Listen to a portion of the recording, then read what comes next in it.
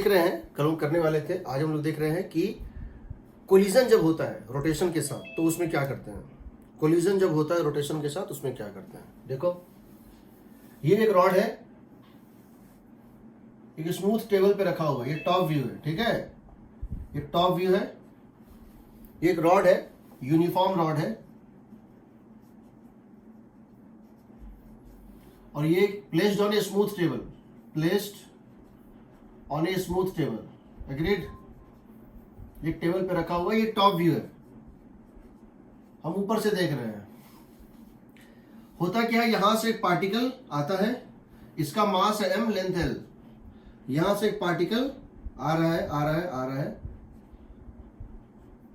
इस पार्टिकल की मास है स्मॉल m और इसकी स्पीड है v नॉट, और ये रेस्ट पे है।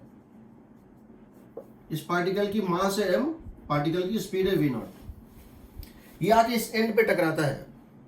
क्वेश्चन में ये इंफॉर्मेशन दिया हुआ है कि ये एक रॉड है, ठीक है, ये एक रॉड है, यूनिफॉर्म रॉड, इसकी मास m है, वेलोसिटी v नॉट से आ रहा है और इस एंड पे आके टकराता है।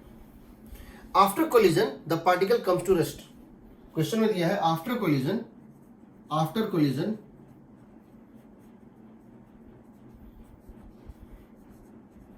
The particle comes to rest. मैं इस क्वेश्चन को चेंज भी कर सकता हूं, अगले क्वेश्चन में इसको चेंज कर दूंगा। After collision the particle sticks, particle इसे चिपक गया, या after collision the particle rebounds backward with speed v not by 2। मैं कुछ भी कर सकता हूं, क्वेश्चन कैसा भी हो सकता है। यहां मैं कह रहा हूं कोलिजन बाद पार्टिकल रेस्ट पे आ गया, समझ गए। तो ये एक रॉड था, यहां से एक बुलेट, यहां से एक बुलेट आया चलता हुआ, इससे हिट किया, हिट करते ही बुलेट रुक गया, और ये क्या होगा, घूमने में लगेगा, चलने में लगेगा। ये क्या होगा, ये घूमना और चलना दोनों स्टार्ट कर देगा, करेगा ना। कोलिजन के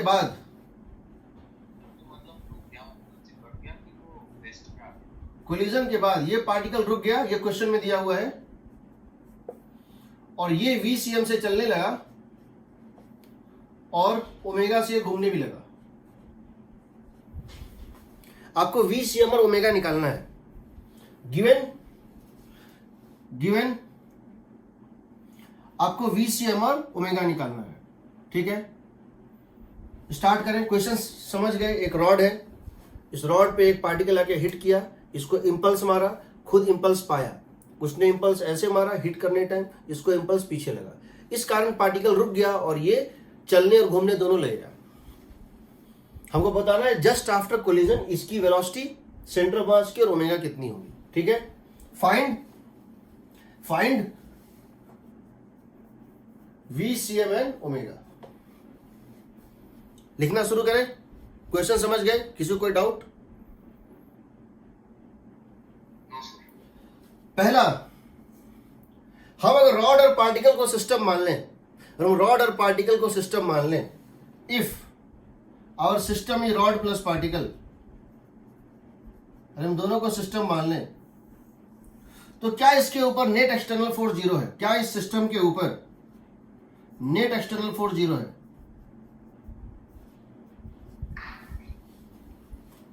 है क्या? सर वो परपेंडिकुलर टू द प्लेन में तो mg और नॉर्मल रहेंगे, उसके अलावा 0। हाँ वो तो कट जाएगा।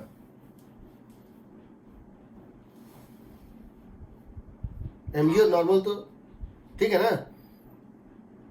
हाँ सर। क्या इसके ऊपर नेट फोर्स 0 है?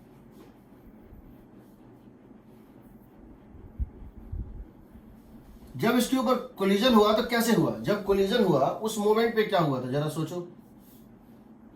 इसके ऊपर और इसके ऊपर एक फोर्स लगा था, कैसे लगा था?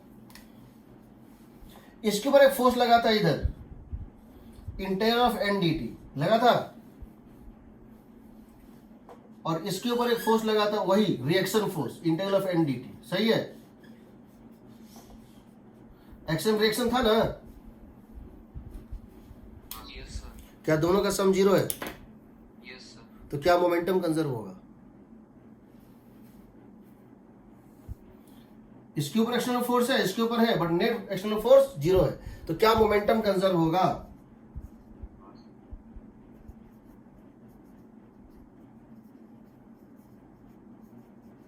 तो क्या लिख दूं, मोमेंटम क्या होता है, m1 u1 centre of mass plus m2 u2 centre of mass is equal to m1 v1 centre of mass plus m2 v2 centre mass. जब भी हम मोमेंटम इक्वेशन लिखते हैं, वेलोसिटी ऑफ सेंटर मास लेते हैं, तो बताओ क्या इसकी मास थी m v नॉट, इसकी थी 0, क्या इसकी हो गई 0, इसकी हो गई मास इंटू VCM। सही है,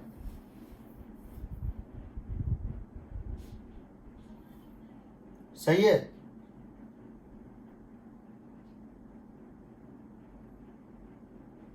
इक्वेशन ठीक है, तो आ गया VCM is equal to mv naught by m, correct.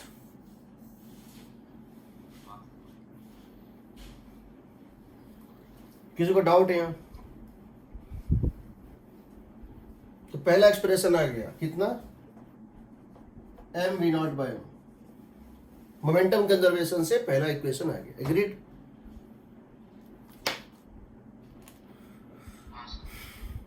अब मैं दूसरा ले रहा हूं, ओमेगा निकाल रहा हूं, ओमेगा निकाल रहा हूं, मिटा दूं, इसको मिटाऊं,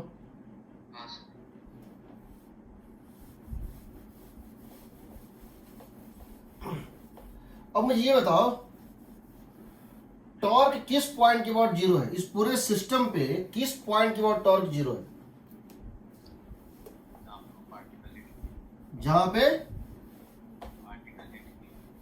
जहां पार्टिकल हिट किया। क्यों, मैं कहता हूं दुनिया में हर पॉइंट के बाद 0 है।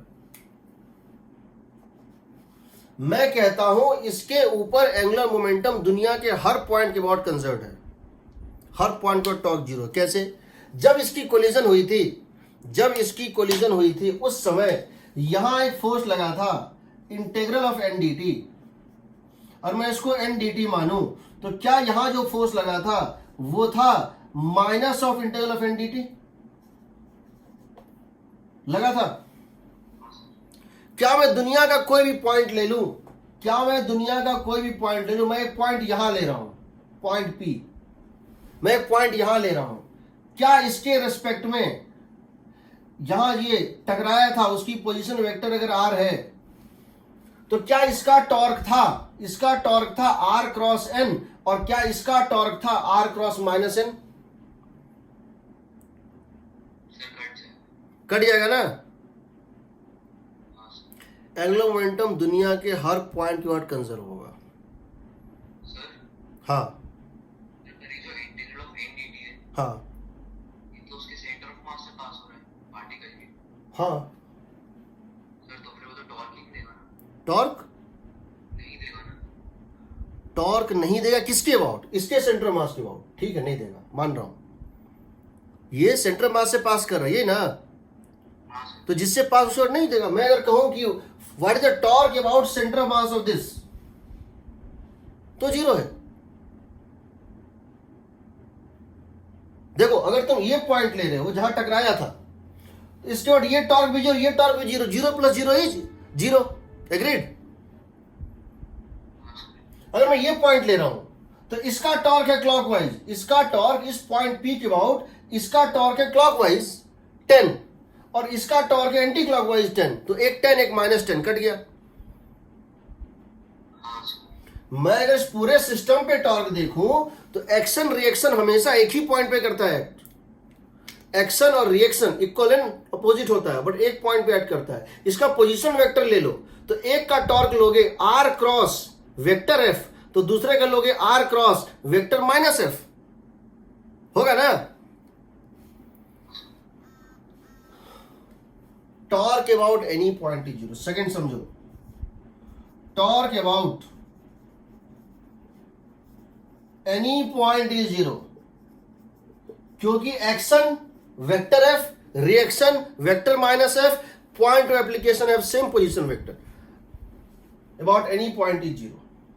Therefore angular momentum about any point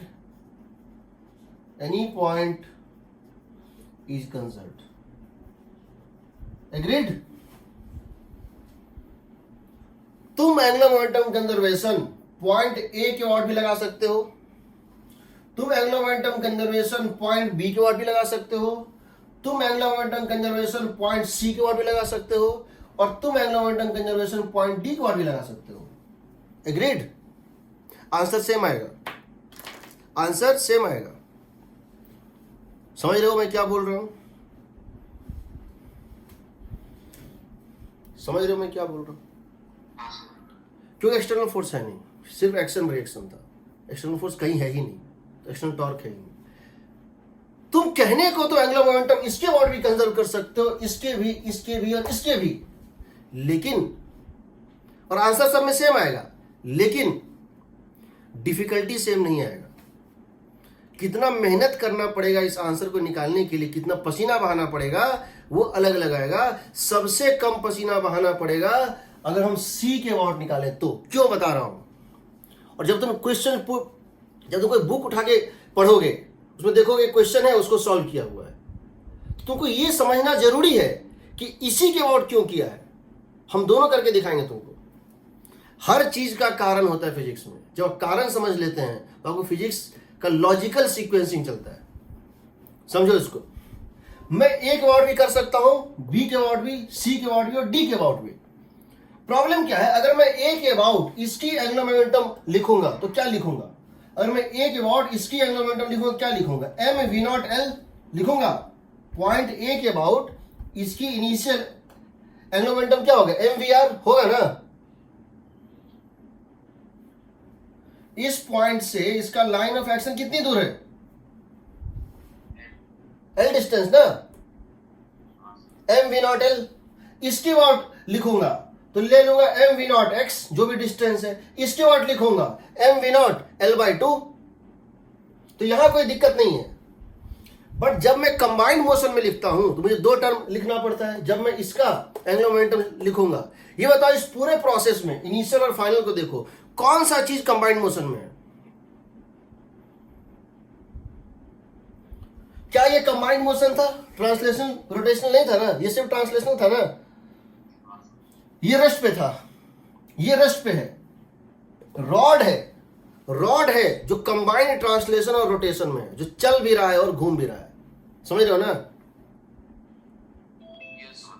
जो चीज चल और घूम रहा है, जो चीज चल और घूम रहा है, whatever system is a combined translation and rotation, उसमें दो टर्म आता है, I C M omega plus M are cross V. याद है ना? मैं एम आर क्रॉस वी चाहता ही नहीं। मैं चाहता हूं, मैं इस झंझट में नहीं पढ़ना चाहता हूं। मैं इस झंझट में नहीं पढ़ना चाहता हूं कि आर ऊपर था, नीचे था, उसकी रिलेटिव वेलोसिटी आगे थी पी। मैं एम आर क्रॉस वी 0 चाहता हूं। तो मैं क्या करूं? जो चीज कंबाइंड मोशन में, कौन सा चीज कंबाइंड मोशन में है? रॉड। अगर मैं रॉड के सेंटर मास पे बैठ जाऊं तो क्या होगा? इसका M are cross V term आएगा 0। हम कह रहे हैं take a point on the ground, point C on the ground. 6v not by L आ रहा है। मुझे नहीं पता। Take a point C on the ground coinciding with center of mass of the system in combined motion। तो ये बताओ यहां पर कौन सा सिस्टम है जो कंबाइंड मोशन में था? ये रॉड है ना। कंबाइंड मोशन किसके लिए लिखना है? जो कंबाइंड ट्रांसलेशन, रॉड है ना। तो मैं रॉड के सेंटर ऑफ मास के साथ कोइंसाइड करता हुआ जो जमीन पे पॉइंट था सी, मैं उसके वाट लिख लेता हूं। तो let us take angular momentum conservation about C. हम सी के वाट लिख रहे हैं। मैं एंगुलर मोमेंटम कंजर्वेशन सी के वाट लिख रहा हूं। सी कौन सा पॉइंट है? कोलिजन के बाद या कोलिजन के पहले जो भी टर्म हमको कंबाइंड ट्रांसलेशन रोटेशन में लिखना है, उस कंबाइंड सिस्टम की जो ट्रांसलेशन रोटेशन दोनों में है, उसकी जो सेंटर ऑफ मास है, उसकी जो सेंटर ऑफ मास है, उसके साथ कोइंसाइड करता हुआ ग्राउंड का पॉइंट है। ठीक। तो ये मतलब मैं अगर सी के वाट लिखूंगा तो क्या लिखूंगा? सी के अबाउट, सी वो पॉइंट है जो सेंटर मास के जस्ट कांटेक्ट में था ग्राउंड पे। ये इनिशियल क्या होगा बताओ, इनिशियल क्या लिखूंगा, m we naught L by 2 लिखूंगा। पॉइंट सी के अबाउट कोलिजन के पहले एंगुलर मोमेंटम क्या था बताओ, m we naught L by 2, सही है। Yes sir. इसके बाद क्या लिखोगे जरा देखो, इस पॉइंट के अबाउट, ये जो पॉइंट तुम्हारा सी है जो ग्राउंड पे था उसके अबाउट लिखोगे तो क्या होगा, लिखोगे आई C M omega, I C M omega plus 0। क्यों, क्यों 0? क्योंकि इसकी सेंटर ऑफ मास के साथ कोइंसाइड कर रही है। व्हाट इज, यहां क्या लिखते थे, यहां लिखते थे position vector of centre of mass with respect to C, position vector centre of respect to C cross velocity centre of respect to C लिखते थे।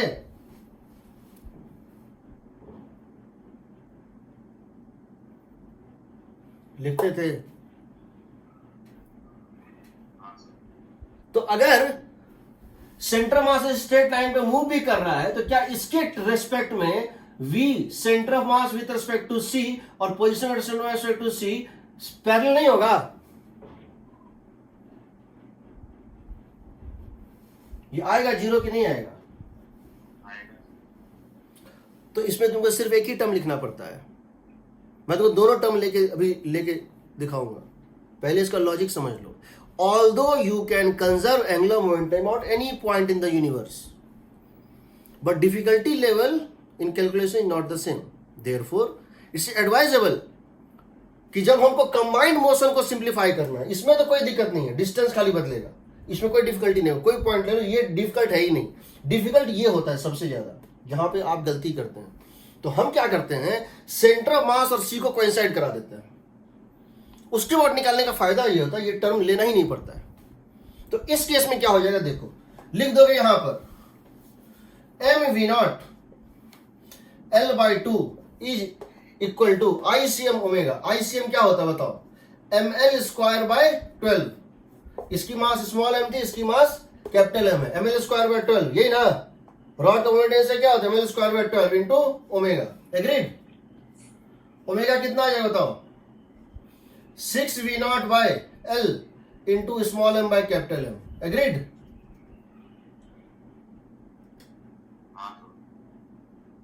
मैं इसको फिर से एक्सप्लेन कर रहा हूं, समझो। मैं इसको फिर से एक्सप्लेन कर रहा हूं।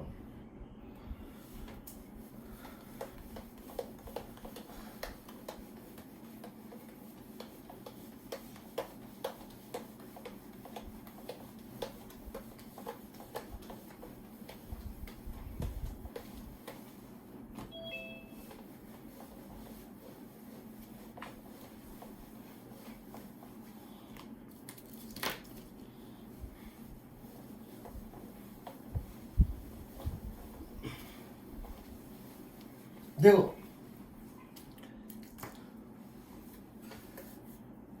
ये हमारा रॉड था,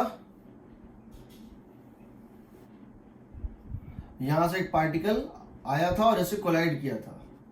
इसकी मास m, इसकी मास है कैपिटल M, इसकी लेंथ है l, इसकी वेलोसिटी थी v नॉट। मैंने आपसे क्या कहा था कि जब ये टकराया तो ये रुक गया, it came to rest and this got a velocity vcm and this got an omega। ठीक है, हम vcm निकाल चुके हैं। इसकी मोमेंटम थी m v नॉट, इसकी मोमेंटम थी 0, इसकी मोमेंटम है m vcm, so that is equal to m v not by capital M। Correct? ठीक है। अब मैंने कहा कि हमको एंगुलर मोमेंटम कंजर्व कराना है। मैं दोनों काम कर रहा हूं। मैं यहां एक पॉइंट ले रहा हूं A और यहां एक पॉइंट ले रहा हूं C। C कौन सा पॉइंट है, जो सेंटर मास के साथ कोइंसाइड कर रहा है, पॉइंट A और पॉइंट C। मैं दोनों के रेस्पेक्ट में लिख रहा हूं। ठीक है, मैं लिख रहा हूं, अगर एंगुलर मोमेंटम कंजर्वेशन, अगर मैं एंगुलर मोमेंटम कंजर्वेशन लिख रहा हूं किसके अबाउट, अबाउट C के अबाउट, तो क्या लिखूंगा, angular momentum of the system angular momentum of the system with respect to C initial is equal to angular momentum of the system with respect to c final. Agreed? हम किसी point को out कर सकते हैं, कोई दिक्कत नहीं. पहले मैं c को आउट कर रहा हूं, तो यहां पे क्या होगा, c के अबाउट इसका इनिशियल एंगुलर मोमेंटम क्या था, m v not l by 2. सही है?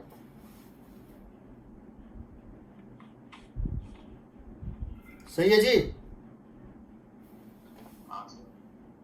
इसके अबाउट इसका तो खत्म हो गया.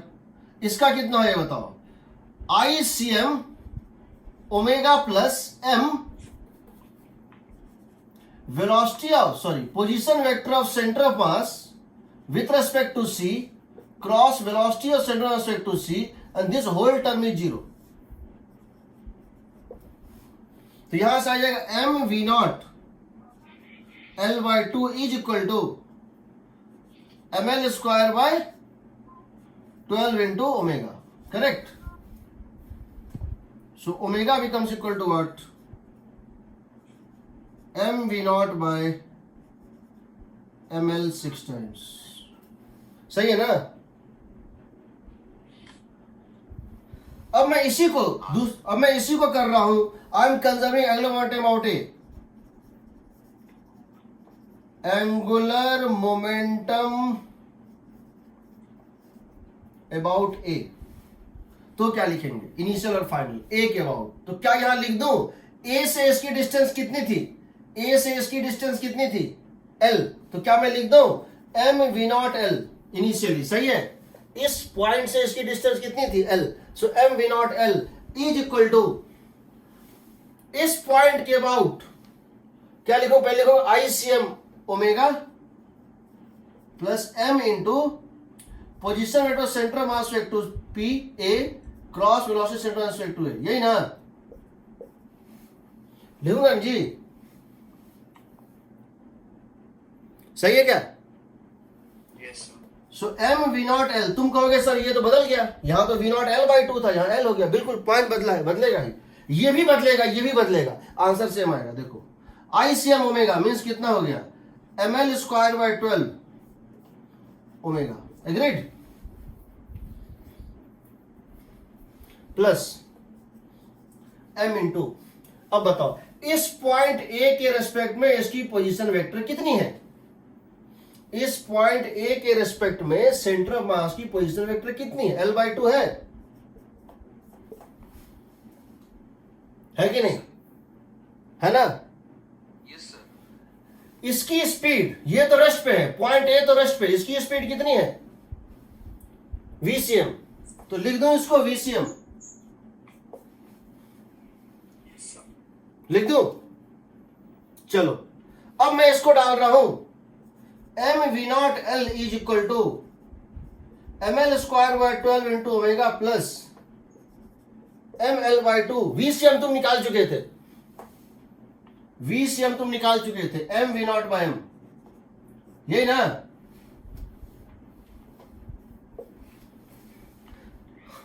ओमेगा कितना आ रहा है, इसको इस साइड ले जाओ. क्या ये आ रहा है, क्या ये आ रहा है, इसको इस साइड ले जाऊंगा. m v not l minus m v not l by 2, m v not l minus m v not l by 2. क्या ये है, और क्या ये ml स्क्वायर बाय 12 है. बट इसको मैं क्यों लिखूं,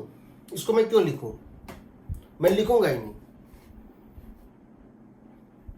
थ्योरी समझ लो, मैं इसको लिखूंगा ही. हमेशा मैं क्या करूंगा, जहां भी कंबाइंड ट्रांसलेशन रोटेशन है, मैं इसको लिखे बिना सॉल्व कर, मैं चाहूं तो इसके अबाउट भी कर सकता था, मैं चाहूं तो इस पॉइंट डी के अबाउट भी एंगुलर मोमेंटम कंजर्व कर सकता हूं.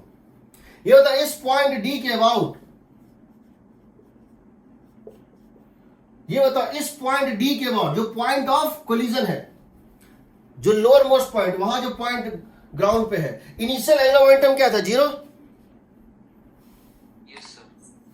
0 इज इक्वल टू फाइनल, इस पॉइंट डी के अबाउट फाइनल एंगुलर मोमेंटम क्या होगा, ICM ओमेगा. देखो पॉइंट डी के अबाउट ICM जो है इंटू दिस ओमेगा क्या है, एंटी क्लॉकवाइज, और एम आर क्रॉस बी क्या है, क्लॉकवाइज है ना। हाँ सर। तो मैं इसको लिख दूं, इसको मैं लिख दूं minus I C M omega plus m l by two VCM, लिख दूं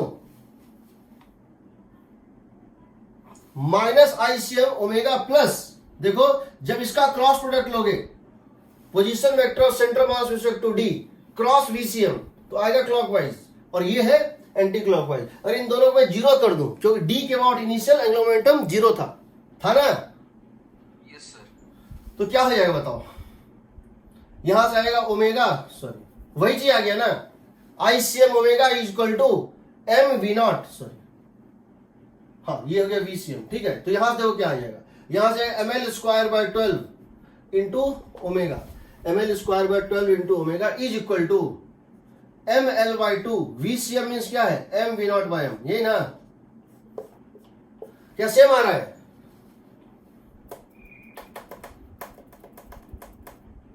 क्या सेम आ रहा है, M L square by 12 into omega यहां और small m we naught l by half यहां, सही है ना, गेटिंग और नॉट, सेम आ रहा है।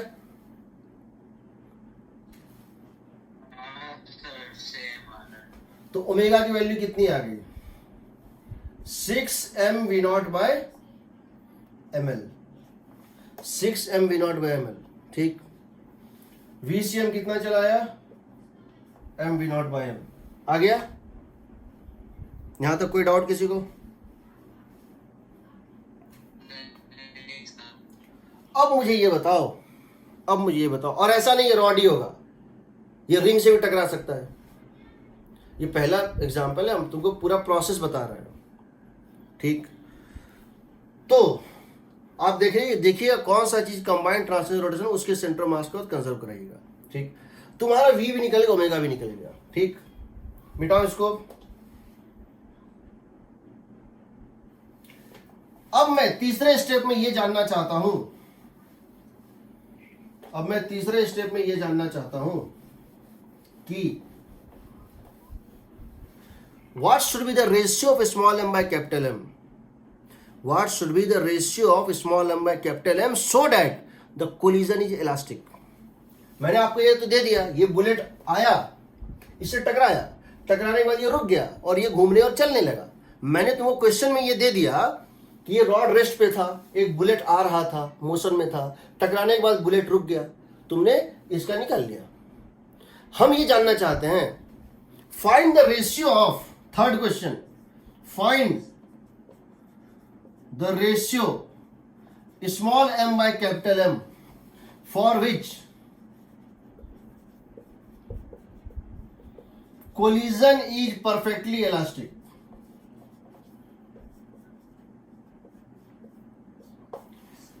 अगर ये रुक गया और ये चलने लगा, किस value of small m by capital M के लिए कोलिजन परफेक्टली इलास्टिक होगा? तो कैसे करेंगे? मेरे पास दो मेथड हैं और दोनों मेथड एक ही रिजल्ट देते हैं। मेरे पास दो मेथड है, दोनों मेथड एक ही रिजल्ट देते हैं। पहला, मैं कह रहा हूं अगर कोलिजन परफेक्टली इलास्टिक है, इसका मतलब क्या है, काइनेटिक एनर्जी कंजर्व होगा। हाँ sir. Implies initial kinetic energy क्या था, half small m v not square. Initial kinetic था कोलिजन के पहले, half m v not square. Collision के बाद ये तो रुक गया, इसका कितना हो जाएगा, half m v c m square plus half i c m omega square, क्योंकि ये कंबाइंड ट्रांसलेशन और रोटेशन में। एग्रीड? हाँ sir. Implies half m v not square is half capital M, तुम v c m निकाल चुके थे, m v naught by m का होल स्क्वायर। तुम i c m निकाल चुके हो, कितना था, ml square by 12 into omega क्या था, 6 m v naught by ml का होल स्क्वायर। तो क्या होगा, तो हाफ से हाफ सब में से कट जाएगा, v नॉट स्क्वायर सब में से कट जाएगा, m is equal to m square by m, देखो m square by m square into m plus ये एल स्क्वायर कट जाएगा, ये हो जाएगा ये हो जाएगा कितना 36/12, 6 स्क्वायर क्या हो गया 36/12, 3 टाइम्स ऑफ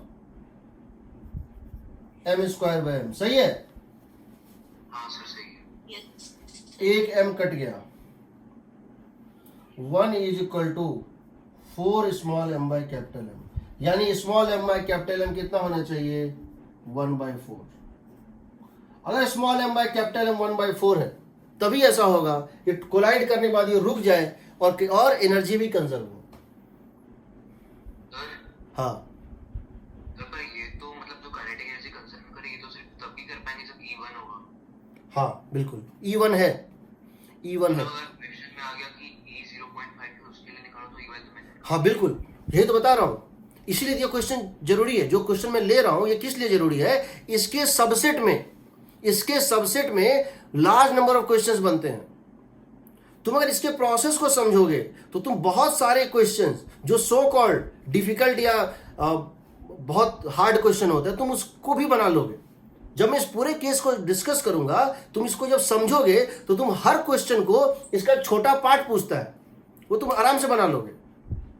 मैं अभी पूरा बता रहा हूं, ये पहला मेथड था, मैंने एनर्जी कंजर्व कर दिया। मैं दूसरा मेथड से इसी चीज को प्रूव करना चाह रहा हूं, वो है रेस्टिट्यूशन कोफिशिएंट। मैं इसमें दूसरा मेथड लगा रहा हूं। I am using my alternate method and that method is based on restitution coefficient. Alternate method, मैं एनर्जी कंजर्व नहीं कर रहा हूं, मैं क्या लगा रहा हूं रेस्टिट्यूशन कोफिशिएंट। क्या होता है ये, velocity of separation by velocity of approach, relative velocity of separation by relative velocity of approach। ठीक है, relative velocity v relative after collision, सही है ना,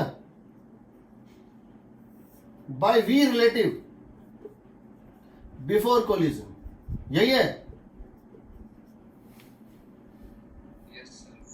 along the normal, along the normal। तो चलो यहां पे चूंकि तुमको इलास्टिक कोलिजन, चलो यहां ई पहले मैं इन जनरल डाल रहा हूं, मैं पहले इन जनरल ई डाल रहा हूं। कोलिजन किन किन पॉइंट के बीच में हुआ, 2 ही पॉइंट के बीच हुआ। जब कोलिजन हुआ तो सिर्फ 2 पॉइंट कांटेक्ट में आए, जब कोलिजन हुआ तो सिर्फ 2 पॉइंट कांटेक्ट में आए, एक ये पार्टिकल और एक इसका, एक 1 पॉइंट। पूरी बॉडी में सिर्फ 1 पॉइंट था जो कांटेक्ट में आए ना। हाँ सर। इसकी मान लेते हैं जब कोलिजन हुआ, तो इसकी बॉटम मोस्ट पॉइंट, इसका नाम दे दो P और इस पार्टिकल का नाम दे दो Q। इन दोनों में कांटेक्ट हुआ, यही ना, और तो किसी में कांटेक्ट नहीं हुआ। बल्कि अगर 2 रॉड एयर में ऐसे अगर घूमता हुआ, अगर 2 रॉड हवा में उड़ता हुआ कोलाइड करेगा तो भी उनका एक पॉइंट ही कांटेक्ट में आएगा ना। इन दोनों रॉड में कितने पॉइंट कांटेक्ट में है, बोलो। जब ये टकरा रहा है तो इस रॉड का कितना पॉइंट, इस रॉड के कितने पॉइंट साथ कांटेक्ट मार रहा है, एक ना, समझ रहे हो। कोलिजन के ठीक पहले P और Q की रिलेटिव वेलोसिटी क्या थी, कोलिजन के ठीक पहले P रेस्ट पे था और Q की वेलोसिटी क्या थी V0। यानी कोलिजन के पहले रिलेटिव वेलोसिटी थी V0। कोलिजन के पहले relative velocity between the points of contact is V0। यहां सेंटर मास वेलोसिटी नहीं लेते हैं। रेस्टिट्यूशन कोफिशिएंट में पॉइंट्स और कमिंग इन कांटेक्ट उनके बीच की रिलेटिव वेलोसिटी पहले और बाद में लेते हैं। ठीक है, एग्रीड। इसलिए मैं जब क्वेश्चन फ्रेम करता हूं तो मुझे बहुत सोचना पड़ता है कि ऐसा नहीं कुछ भी दे दूंगा। अगर ई की वैल्यू तुमने 1 से ज्यादा प्रूव कर दी तो मेरा क्वेश्चन ही गलत है। बताऊंगा, कोलिजन के पहले इसकी वेलोसिटी थी V0, इसकी थी 0, तो रिलेटिव वेलोसिटी थी V0। कोलिजन के बाद ये पॉइंट Q तो रुक गया ना, ये पॉइंट Q रुक गया ना अकॉर्डिंग टू आवर केस, ये बुलेट तो स्टॉप हो गया। इसकी स्पीड कितनी हो गई बताओ? 2 स्पीड होगी इसकी, एक होगा VCM ड्यू टू ट्रांसलेशनल और एक होगा omega into L/2 due to rotational. होगा? देखो, हाँ सर। क्योंकि इस पॉइंट की स्पीड देखनी है, सेंटर की नहीं। इसको एक ट्रांसलेशनल वेलोसिटी है VCM, उसकी वजह से इसका वेलोसिटी था VCM, और एक चूंकि ये इस तरह से घूम रहा था, ओमेगा से घूम रहा था, तो bottom most point circular motion में था, उसकी वेलोसिटी थी ओमेगा इंटू L/2। तो इसकी नेट वेलोसिटी क्या हो गई? VCM plus omega into L/2, और ये रेस्ट पे है तो ये कितना हो जाएगा? VCM plus omega L/2। होगा? होगा ना? बताओ, कोई डाउट किसी को? कोलिजन के पहले ये पॉइंट V0 से चल रहा है और ये रेस्ट पे है, तो रिलेटिव वेलोसिटी कितनी थी? V0। कोलिजन के बाद ये रुक गया और ये पॉइंट भागने लगा, ये पॉइंट भागने लगा, इसकी नेट स्पीड है superimposition of two velocity VCM plus omega into L/2 net velocity. तो इसके रेस्पेक्ट में दूर भाग रहा है, दोनों बीच रिलेटिव वेलोसिटी क्या हो जाएगी? VCM plus omega L/2। Agreed? हाँ सर। अगर मैं क्वेश्चन में देता भविष्य में चल के कि ये पीछे भागा V0/2 से, कोलिजन के बाद ये पीछे भागा V0/2 से, तो यहां क्या लिखते तुम? ये इधर भागा और ये इधर भागा, तो रिलेटिव वेलोसिटी क्या हो जाती? This plus this. हाँ सर, प्लस कर देते। मैं अगर इस क्वेश्चन में पूछता what is the ratio of small e by capital E so that restitution coefficient is 1/2, what is the ratio of small m by capital M so that restitution coefficient is 1/2, तो यहां तुम क्या करते? यहां तुम क्या करते? ई की वैल्यू क्या डाल देते? 1/2। हाँ सर। बट यहां मैंने पूछा इलास्टिक, तो चलो इसको 1 डाल देते। यहां कुछ भी वैल्यू डाल सकते हैं हम, यहां कुछ भी वैल्यू डाल सकते हैं, याद रखना। क्वेश्चन में 0 से 1 के बीच में हम यहां डाल देते हैं 1। अगर हम इसको 1 डाल देंगे तो क्या लिखेंगे? क्योंकि हमारा कोलिजन इलास्टिक है, हमसे रेशियो कब पूछा? इलास्टिक कोलिजन के लिए। तो 1 डाल देंगे तो कितना आ जाएगा? 1 डालेंगे तो VCM, और हम ई की वैल्यू 1 डाल दें तो क्या आएगा बताओ? क्योंकि हमारा इलास्टिक कोलिजन के लिए रेशियो पूछा गया, ई की वैल्यू 1 डाल दें तो V0 is equal to VCM डालो, VCM क्या आया था? mV0/m plus omega into L/2। देखो, ओमेगा इंटू L/2 कितना आ गया? 3mV0/m आएगा। हाँ सर। तो देखो V0 कट गया, 1 is equal to 4 times small m by capital M, 1 is equal to 4 times small m by capital M, 1 is equal to 4 times small m by capital M। देखो small m by capital M is 1/4। Answer same है ना? हाँ sir. लेकिन difficulty, लेकिन ये easy भी है, plus यहां तुम इलास्टिक में तो निकाल लोगे, परफेक्टली इलास्टिक में निकाल लोगे। परफेक्टली अगर ये है, अगर परफेक्टली दिया है इन इलास्टिक है, मतलब ये चिपक गया, मतलब इसे स्टिक कर गया, तो इसका मतलब दोनों में रिलेटिव वेलोसिटी खत्म हो गया, दोनों साथ चलने लगे, रिलेटिव वेलोसिटी 0 हो गया, वहां भी तुम निकाल लोगे। बट अगर पार्शियली इलास्टिक होगा तो ये मेथड काम नहीं करेगा, ये इससे जाएंगे, इससे ही नहीं जाएंगे। हम तुमसे क्वेश्चन पूछेंगे जहां तो कुछ नहीं करना है, सिर्फ इससे तुम आंसर निकाल सकते हो। ई की वैल्यू होती है relative velocity between the points undergoing coming in contact, the points coming in contact during collision, the relative velocity between them after the relative velocity between them before along the common normal की direction. ठीक, आ गया same value, small m capital M दोनों से same आ रहा है।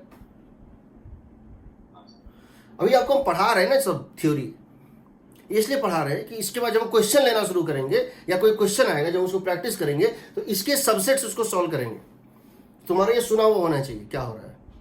ठीक, चलिए अब मान लेते हैं इलास्टिक कोलिजन था, मान लेते हैं इलास्टिक कोलिजन था, यानी स्मॉल m कैपिटल 1/4 थी, तो उस केस में दोनों चीज निकाल दो, कितना आएगा? So if collision is elastic, if collision is elastic, small m by capital M is 1/4, agreed?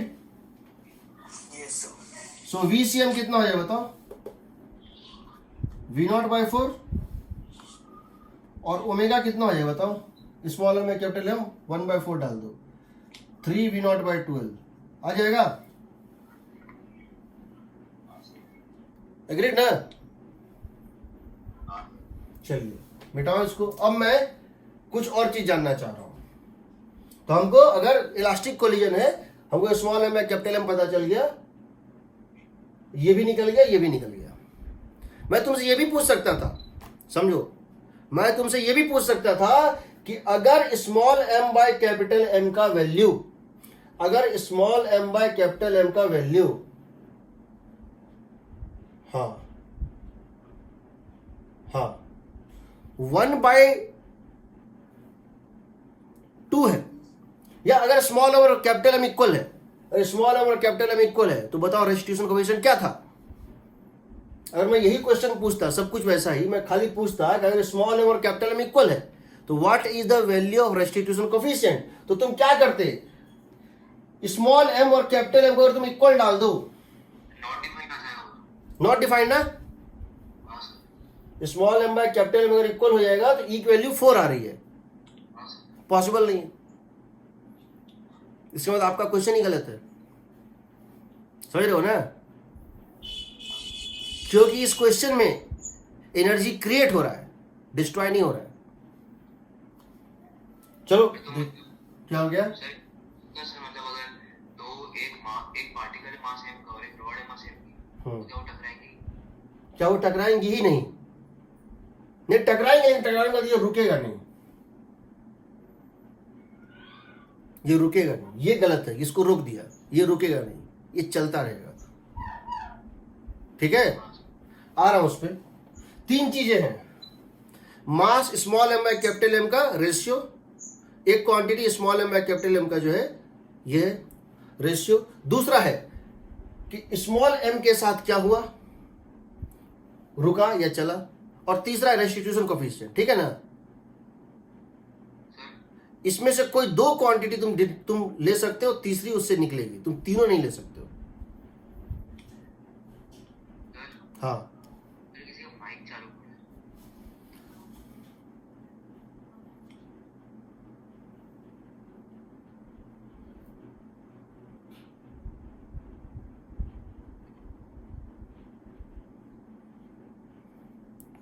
ठीक है, अब देखो, ये तो खैर क्वेश्चन आईटी में 2-2, 3-3 बार पूछा जा चुका है। ये तो क्वेश्चन आईटी, इस पे बेस्ड बहुत सारे क्वेश्चन आईटी ने पूछे हैं, तो ये तो मतलब, और कॉन्ट्रेरी टू पॉपुलर बिलीफ जो लोग समझते हैं, मुझे तो हमेशा ये लगा कि रोटेशनल सबसे स्कोरिंग और सबसे आसान टॉपिक है। मुझे रोटेशनल मैकेनिक्स फिजिक्स का सबसे वन ऑफ द सबसे आसान और स्कोरिंग टॉपिक लगता रहा है हमेशा से। मुझे सबसे डिफिकल्ट काइनेमेटिक्स लगता है, एंड भगवान की कृपा है कि काइनेमेटिक्स से क्वेश्चन पूछता ही नहीं है, न्यूटन लॉ से के बाद ही क्वेश्चन शुरू होते। खैर चलो, अब देखो, अब अगर हमको हमारा ये निकल गया, क्या निकल गया भाई, कि जब कोलिजन हुआ, कोलिजन के जस्ट बाद हमने एक चीज निकाल लिया कि इलास्टिक कोलिजन था, small m by capital M 1/4 था, इसीलिए इसकी जो VCM थी, इसीलिए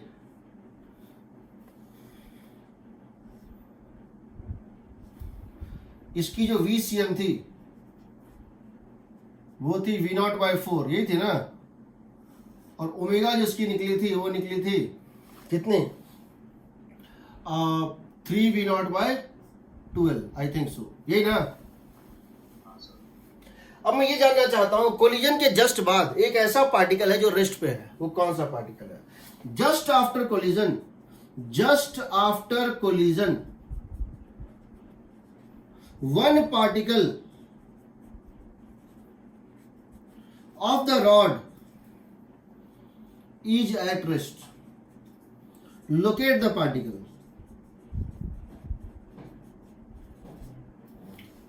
तो जरा देखो, ट्रांसलेशनल के कारण हर पॉइंट की वेलोसिटी राइट होगी, ट्रांसलेशनल कंपोनेंट के कारण हर की वेलोसिटी राइट होगी, रोटेशन के कारण नीचे वाले पॉइंट्स की वेलोसिटी राइट होगी और ऊपर वाले पॉइंट्स की वेलोसिटी लेफ्ट होगी। तो कटने का चांस तो ऊपर ही ना है। सेंटर से ऊपर है, आई थिंक सर। बिल्कुल बिल्कुल। मैं यहां से पॉइंट ले लेता हूं, पॉइंट P, जिसकी हाइट यहां से कितनी है, x। तो मैं कह रहा हूं ये एक पॉइंट है जिसकी हाइट सेंटर ऑफ मास से कितनी है, x है, मान लेते हैं पॉइंट P है। तो इस पॉइंट की वेलोसिटी दो होगी, एक होगी VCM जो कि फॉरवर्ड थी, और एक इस सर्कुलर मोशन के कारण ओमेगा इंटू एक्स जो कि लेफ्टवर्ड थी। एग्रीड ना? तो मैं अगर इसको VCM माइनस ओमेगा एक्स को जीरो कर दूं तो मैं क्या लिखूंगा, V0 by 4 is equal to omega times of, omega means 3V0 by 12 times of x. यहां से मेरा x आएगा, ये और ये कट गया, कितना आएगा जी, L/6 ना। यहां से L/6 डिस्टेंस पे पॉइंट वो रेस्ट पे है। इसका मतलब क्या हुआ कि जब ये बुलेट इससे टकराया तो तुम ये बात गौर करोगे कि इसके ऊपर का जो पॉइंट होगा उसकी ओमेगा एक्स ज्यादा होगी ना, और पीछे होगी। यानी अगर तुम इस रॉड का वेलोसिटी प्रोफाइल देखोगे तो वो इस तरह से दिखेगा कोलिजन के जस्ट बाद। ये पॉइंट तो रेस्ट पे होगा, ये इसका सेंटर ऑफ मास है।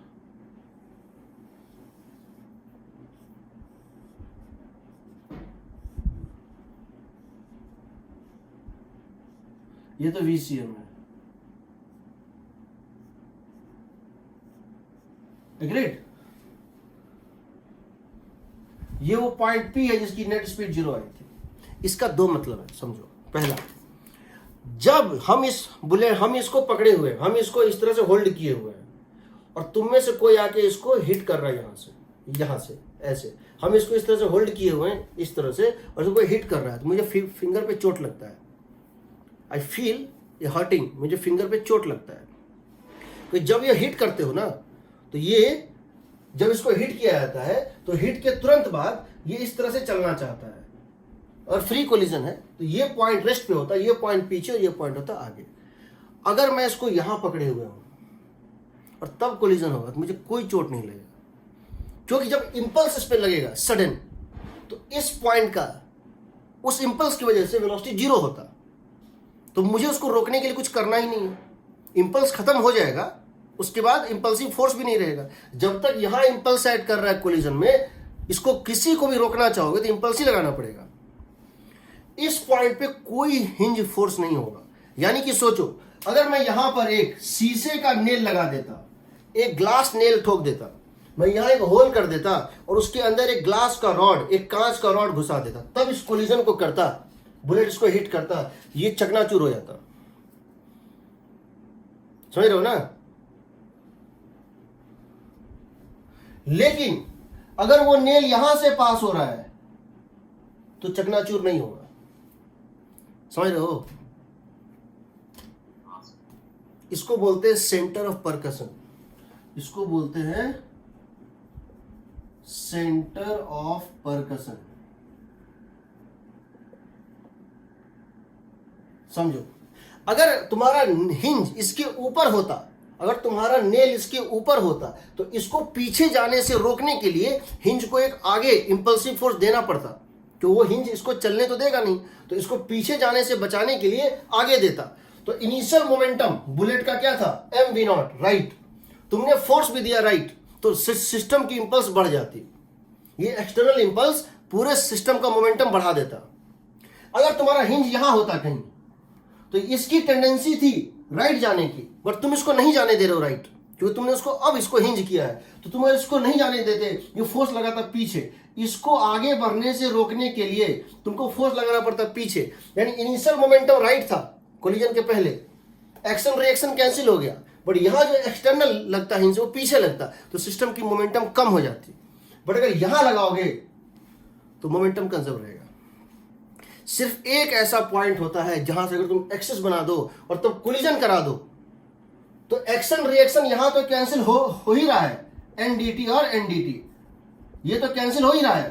प्रॉब्लम यहां था, इसकी वजह से यहां जो हिंज पे फोर्स लगता उसकी वजह से मोमेंटम कंजर्व नहीं होता, क्योंकि वो एक्सटर्नल इंपल्स था, ये दोनों तो कट गया, इंटरनल था, तो एक्सटर्नल इंपल्स लग गया तो मोमेंटम कंजर्व नहीं होगा। लेकिन एक ऐसा एक्सिस है जिसको अगर तुम बना दो तो वो एक्सिस होने के बाद भी, वो है तो एक्सिस बट एक्सिस ऐसा बिहेव नहीं कर रहा है, वहां शीशे का एक कांच का नेल होगा, वो भी बच जाएगा, टूटेगा नहीं, चूर नहीं होगा, एकदम साबुत रहेगा, क्योंकि यहां कुछ हुआ ही नहीं।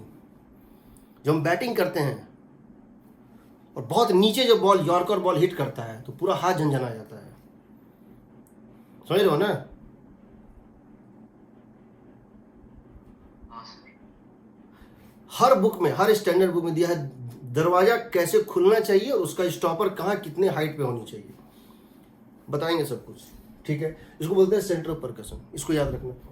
एक ऐसा पॉइंट होता है जहां पर, तो यहां पर सेंटर ऑफ परकशन L/6 पर है। इसको तुम कोलिजन के जस्ट बाद का इंस्टेंटेनियस एक्सिस ऑफ रोटेशन भी बोल सकते हो, है ना? क्योंकि उस पॉइंट पे स्पीड जो मैंने IAOR में थर्ड केस जो लिया था, जब VCM और ओमेगा पता। चलो, इसकी स्पीड क्या आ गई? 0।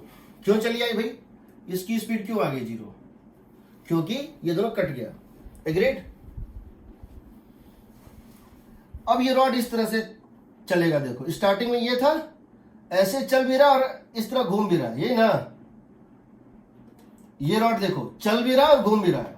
चलाओ, घुमाओ, तो क्या होगा? पहले ये रॉड इस तरह से था, अब इस तरह से बनेगा, फिर इस तरह से बनेगा, फिर इस तरह से बनेगा, बनेगा ना? ये बताओ, ये रॉड 90 डिग्री कितने टाइम में घूम जाएगा? Time taken by rod to rotate by π/2। कैसे लिखोगे? π/2 is equal to omega delta T, सही है? हाँ sir. So π/2 is equal to omega का मतलब है, तुम निकाल चुके थे, 3V0/12 डेल्टा टी। तो डेल्टा टी कितना आ गया? 2 से 2 कट गया, पाई इंटू L/3V0। इतने टाइम में ये 90 डिग्री घूमेगा। तो तुमको क्वेश्चन में ये नहीं पूछता है कि 90 डिग्री घूम गया, बोलता है इतने टाइम बाद ये निकालो।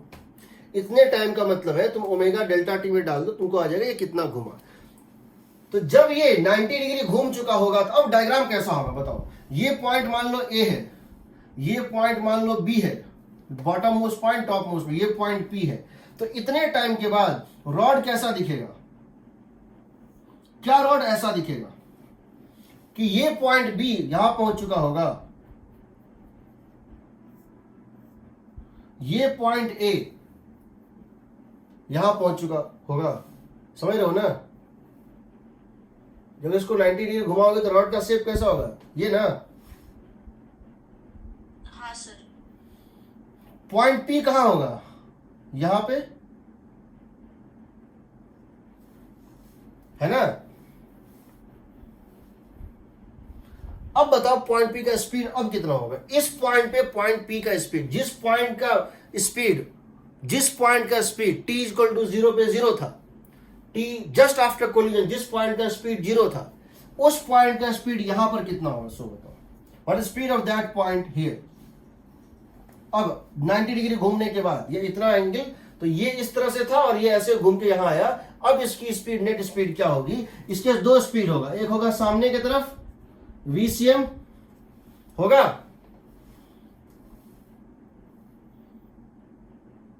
और अब इसका सर्कुलर स्पीड क्या हो जाएगा? ओमेगा एक्स, वही रहेगा ना, बट डायरेक्शन बदल गया। ये है तो VCM के इक्वल, क्योंकि शुरू में ये दोनों कट रहा था। अब देखो एक बार कोलिजन हो गया तो VCM और ओमेगा एक्स मेंटेन रहेगा, VCM और ओमेगा मेंटेन रहेगा, क्योंकि अब कोई फोर्स टॉर्क तो है नहीं। तो अब VCM तो यही रहा, ओमेगा हो गया इस तरह से। अब इसकी स्पीड क्या हो जाएगी? √2 VCM हो जाएगी।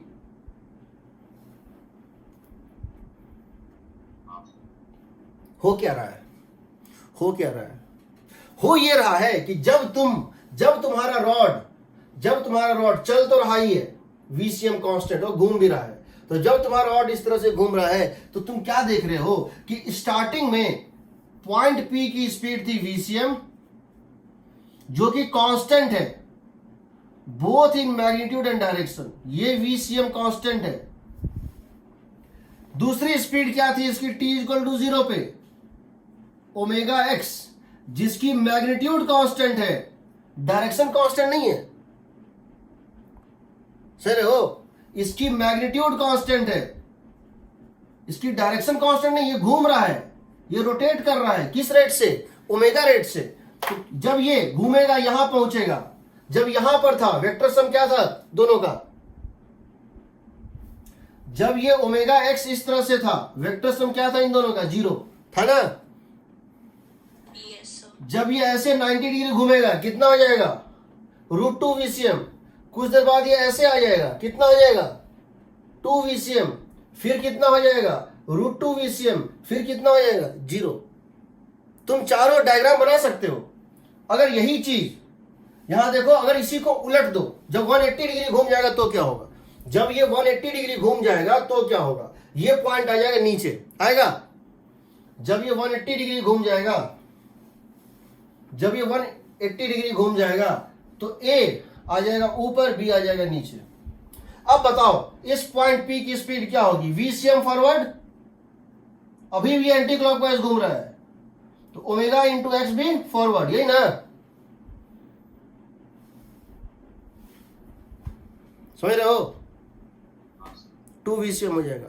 तो अगर मैं तुमसे ये पूछूं find the speed of point P as function of time, हालांकि कभी पूछा नहीं गया है, फिर भी अगर मैं पूछना चाहूं और मैं पूछूं find the speed of point P as function of time, तो याद रखना t इक्वल टू 0 पर यह केस था, t इक्वल टू t पर यह रोटेट कर जाएगा एंटी क्लॉकवाइज। कितने एंगल से? ओमेगा टी से, थीटा ओमेगा टी से, और ये ओमेगा एक्स की मैग्नीट्यूड सेम है VCM। तो बताओ दोनों का रिजल्टेंट कितना आएगा? Under root VCM square plus VCM square plus 2 into VCM cos 180 degree minus omega t आएगा ना नेट स्पीड।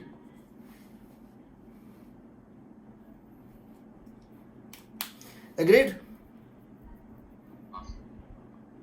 ठीक है, हम दूसरा क्वेश्चन ले रहे हैं।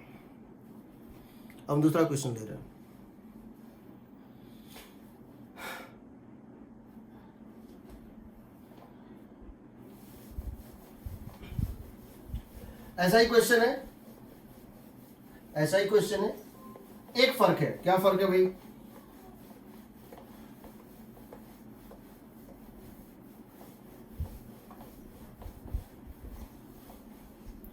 अब हम क्वेश्चन थोड़ा जल्दी भी ले सकते हैं क्योंकि हमने एक बार इसका प्रोसेस समझ लिया है। क्वेश्चन ये है कि ये एक रॉड है,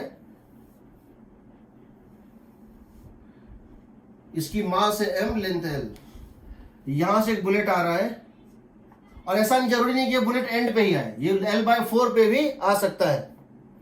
ये बुलेट आ रहा है, इसकी मास है m, इसकी मास है m v0, दोनों की इक्वल मास है। सिंप्लिसिटी के लिए इक्वल मास ले लेते हैं दोनों का। ये आता है, इससे कोलाइड करता है और इससे चिपक जाता है। Collides and sticks. Find VCM and omega. तो क्या करोगे? देखो पहले ये देखो, जैसे इसे चिपक जाएगा तो क्या होगा? ये से चिपक गया यहां भाई, ठीक है, ये से चिपक गया। अब बताओ इसको एक स्पीड भी मिलेगा और घूमेगा भी, मिलेगा ना? इसको एक स्पीड भी मिलेगा और ये घूमेगा भी, सही है? कौन सी बॉडी कंबाइंड मोशन में है? रॉड या पार्टिकल या रॉड प्लस पार्टिकल? इस पूरे प्रोसेस में कौन सी बॉडी पहले या बाद में, उससे मैं मैटर नहीं करता, कौन सी बॉडी है जो कंबाइंड मोशन में है? रॉड प्लस पार्टिकल है? रॉड प्लस पार्टिकल, रॉड में पार्टिकल चिपक गया, and this system is in combined motion. सबसे पहले ये देख लो कौन चीज कंबाइंड मोशन में है, रॉड प्लस पार्टिकल। अब बताओ रॉड प्लस पार्टिकल की सेंटर ऑफ मास कहां है? यहां पर है। क्या रॉड प्लस पार्टिकल की सेंटर ऑफ मास यहां से l/4 डिस्टेंस पे है?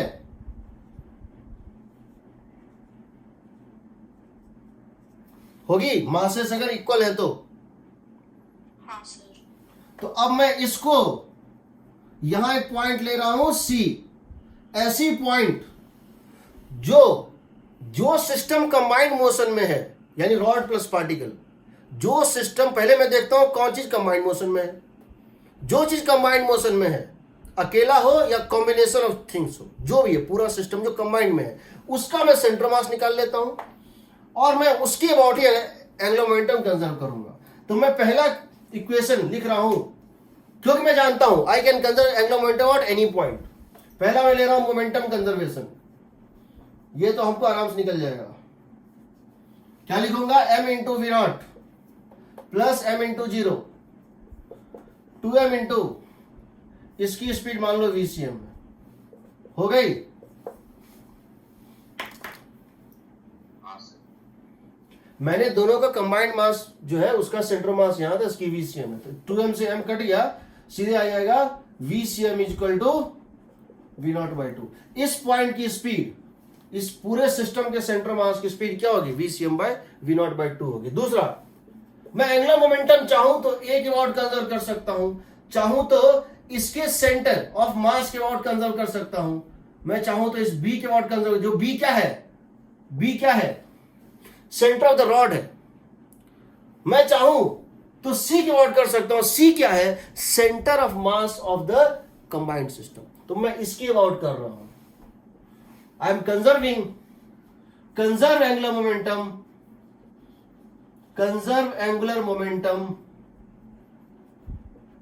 about a point C coinciding with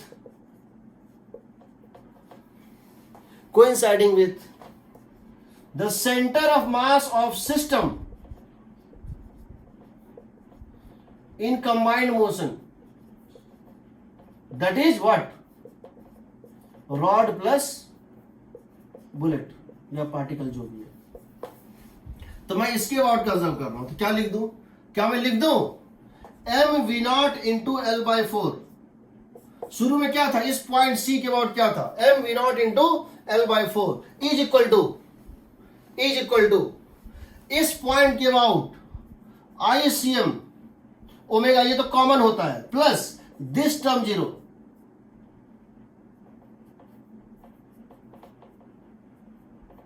इसकी जरूरत ही नहीं है। एग्रीड? इसकी जरूरत ही नहीं है। क्यों नहीं जरूरत है?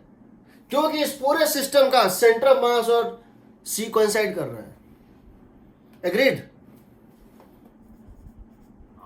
m v not L by 4 is equal to ICM। बताओ, इस सेंटर ऑफ मास, इस पूरे सिस्टम का जो सेंटर ऑफ मास है, जो कंबाइंड मोशन में है, दिस प्लस दिस, उसका जो सेंटर ऑफ मास, इसके और I निकालते हैं।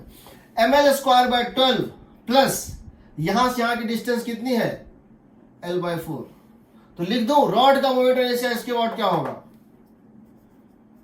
ml स्क्वायर बाय 12 प्लस ml बाय 4 स्क्वायर। ये हो गया रॉड का। एक पार्टिकल और है एक्स्ट्रा, एक सिंगल पार्टिकल और है, कितने डिस्टेंस पे? L बाय 4 पे, plus m into L by 4 square into omega. तो आ गया ना, m v not L by 4 is equal to, बताओ 16 16 और ये 12 16 16, या इन दोनों को मिला कर दो, ml square bye 8, ml square bye 8 तो हो जाएगा 24 करोगे 2 प्लस 3, m से m कट गया, एक l से एक l कट गया, आ जाएगा ओमेगा इज इक्वल टू कितना है बताओ? 6 v नॉट बाई 5l। सही है? हाँ सर। आ गया, ओमेगा भी आ गया। अब तुम किसी पॉइंट का स्पीड, अगर तुमसे अगर हम ये पूछें find the speed of the centre of the rod, और क्वेश्चन ये है find the speed of the centre of the rod, तो सेंटर ऑफ द रॉड की स्पीड कैसे निकालोगे? देखो तुम्हारा VCM निकल चुका है, तुम्हारा VCM निकल चुका है और तुम्हारा ओमेगा भी निकल चुका है, और तुम इसकी स्पीड निकालना चाहते हैं सेंटर ऑफ द रॉड, तो होगा VCM due to translational minus omega into L by 4 होगा ना। इस पॉइंट की दो स्पीड होगी, सेंटर ऑफ द रॉड की दो स्पीड होगी, कौन कौन सी? एक होगी VCM ड्यू टू ट्रांसलेशनल जो तुम निकाल चुके हो V नॉट बाई 2, और एक होगी चूंकि इसके ऊपर है तो पीछे की तरफ होगी, कितनी होगी? ओमेगा इंटू L/4 होगा ना। इसका सेंटर ऑफ द रॉड और सेंटर मास में फर्क है। सेंटर ऑफ द रॉड जो है वो centre mass of the rod है, बट कंबाइंड सिस्टम का सेंटर मास यहां पर है। एग्रीड?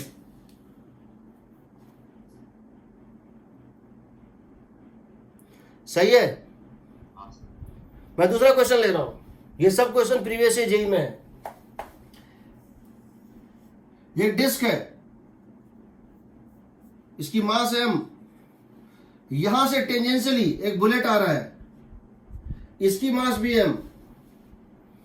ये एक डिस्क है, स्मूथ सरफेस पर रखा, यहां एक मास है, ये V0 से आ रहा है, ये इससे ग्रेजिंग टेंजेंशियली कोलाइड करके चिपक जाता है। इट स्टिक्स, ये से टकराता है और इसमें चिपक जाता है। आपको ये बताना है, ये से स्टिक कर जाता है। Find angular velocity of the rod, of the disc, या कुछ भी।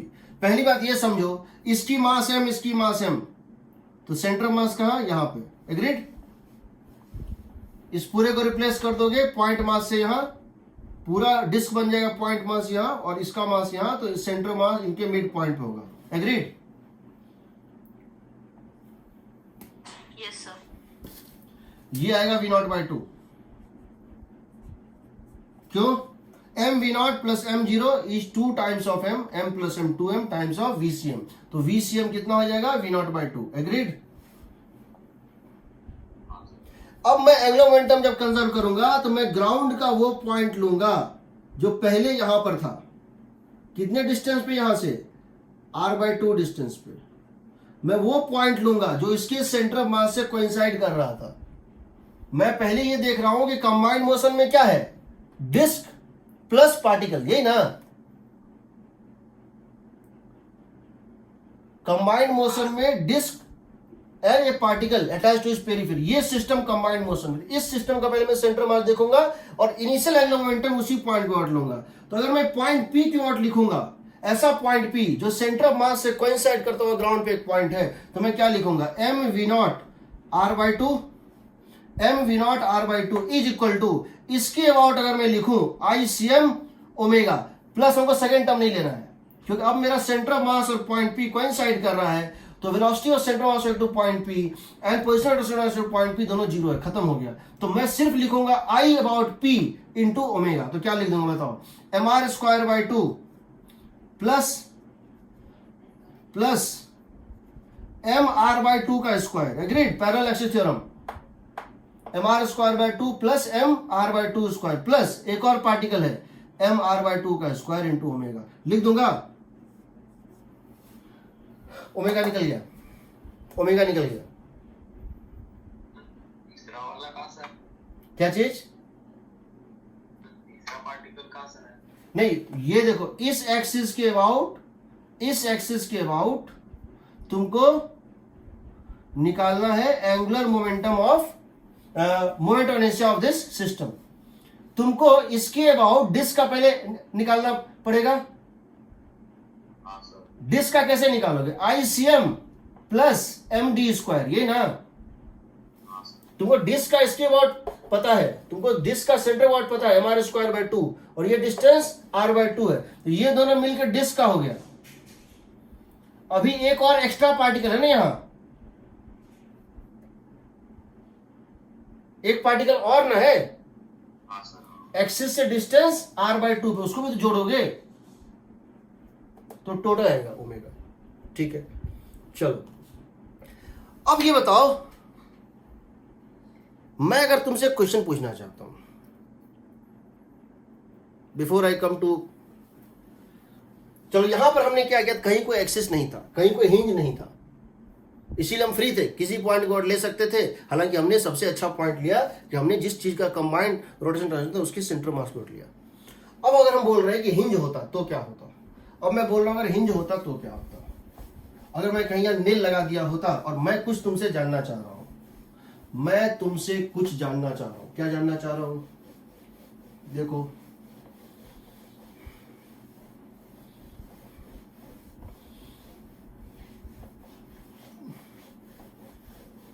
मैं तुमसे ये समझना चाह रहा हूं कि मान लो अब मैं थोड़ा हिंज भी ले रहा हूं, अब मैं थोड़ा सा हिंज भी ले रहा हूं। मैं चाहूं तो कहीं भी कोलाइड करा सकता हूं, कहीं भी हिंज ले सकता हूं। तो मैं एक वो कर रहा हूं कि मैं एक जनरल केस ले रहा हूं। मैं कह रहा हूं कि मान लो मेरे पास एक रॉड है, मान लो मेरे पास जो है ये एक रॉड है,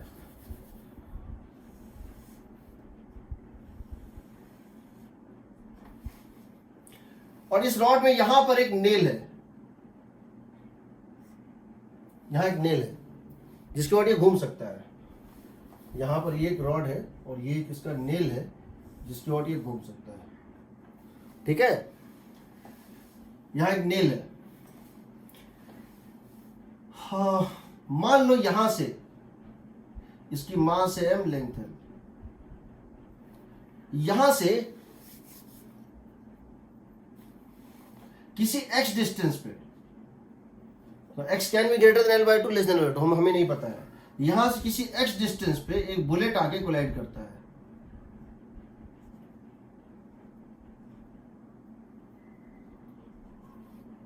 यहां से किसी x डिस्टेंस पे आके एक बुलेट आके कोलाइड करता है। इसकी वैल्यू हम मान लेते हैं v0। ठीक है, ये बुलेट कोलाइड करता है और स्टॉप हो जाता है। This bullet collides and stops. Bullet collides and stops. Why stop? I can tell it is going back with v0/2. मैं ये भी कह सकता हूँ ये v0/2 से रिबाउंड कर दिया गया, या v0 से रिबाउंड कर दिया, 2 v0 से बैक आ गया, कुछ भी दे सकता हूँ। मैंने इसको दे दिया।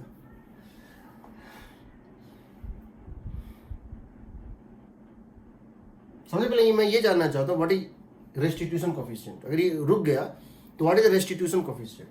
तो पहले मैं ये कर रहा हूँ, पहले मैं इसका एक बेसिक चीज समझता हूं कि जब इसमें कोलिजन हुआ तो एक इंपल्स सेट किया। कहां किया? एक इंपल्स सेट किया।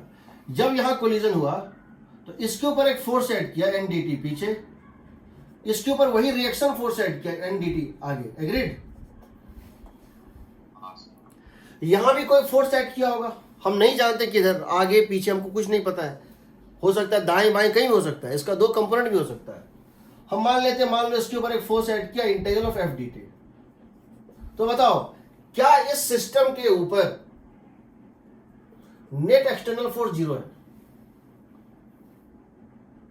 क्या रॉड प्लस पार्टिकल के ऊपर, रॉड प्लस बुलेट जो सिस्टम है, क्या इसके ऊपर नेट फोर्स 0 है? नहीं है। F external is not 0। ये और ये तो कट गया, मान लिया ये और ये तो कट गया, ये तो है ना, है ना? ये तो एक्शन रिएक्शन पेयर है, बट ये तो बाहर से लग रहा है। Therefore momentum is not conserved, momentum conserve नहीं होगा। आप ये नहीं लिख सकते हैं, आप ये नहीं लिख सकते हैं कि m into v0 plus capital M into 0 is, अगर ये पार्टिकल रेस्ट पे आ गया है, अगर ये पार्टिकल मान लो रेस्ट पे आ गया, आप ये नहीं लिख सकते हैं स्मॉल m इंटू 0 प्लस इसका मास इंटू सेंटर मास। हो सकता है मोमेंटम बढ़ जाए, हो सकता है मोमेंटम घट जाए, मोमेंटम कंजर्व नहीं होगा। क्यों नहीं होगा? अभी तक क्या था? हिंज नहीं था, सिर्फ एक्शन रिएक्शन था। अब तीसरा फोर्स भी है जिसका कोई रिएक्शन इस सिस्टम पे नहीं है, एक्शन ऐड कर रहा है। एग्रीड? अब देखो एंगुलर मोमेंटम किसके वर्ड कर, टॉर्क किसके वर्ड 0 है। टॉर्क एक्सटर्नल क्या 0 है? क्या इस सिस्टम का एक्सटर्नल टॉर्क 0 है? नहीं सर, बस हिंज के अबाउट। बस हिंज के अबाउट। अगर हम यहां एक पॉइंट P ले ले तो तुम कह सकते हो सर इस पॉइंट P के अबाउट इसका टॉर्क तो कैंसिल हो गया, बट इसका टॉर्क तो है, इसका टॉर्क तो है। इसका मतलब है external torque is not 0 about any point accept, about any point accept point P, point A, top most point. तो यहां तुम्हारी मजबूरी है, तुम्हारे यहां पर तुम्हारे ऑप्शन नहीं है, तुमको A के अबाउट ही एंगुलर मोमेंटम कंजर्व कराना है। Therefore you are forced, you do not have any choice. Therefore conserve angular momentum about, conserve angular momentum about. Momentum conservation तो लगेगा ही नहीं, पहली बात मोमेंटम कंजर्वेशन लगेगा ही नहीं। एंगुलर मोमेंटम कंजर्वेशन लगेगा बट सिर्फ एक पॉइंट के about. Angular momentum you can, therefore हम लिख सकते हैं angular momentum is conserved, angular momentum is conserved only about point A. तो सिंपली लिख लो angular momentum about point A is conserved, और तुम कुछ नहीं कर सकते हो। तो क्या करोगे बताओ? ए के अबाउट इनिशियल एंगुलर मोमेंटम क्या था? M we not x, agreed? Point A के अबाउट इनिशियल एंगुलर मोमेंटम था m we not into x. Final अगर ये ओमेगा से घूमने लगा, ये इसका प्योर एक्सिस ऑफ रोटेशन है, अगर ये ओमेगा से घूमने लगा तो क्या हो जाएगा? I about A into omega.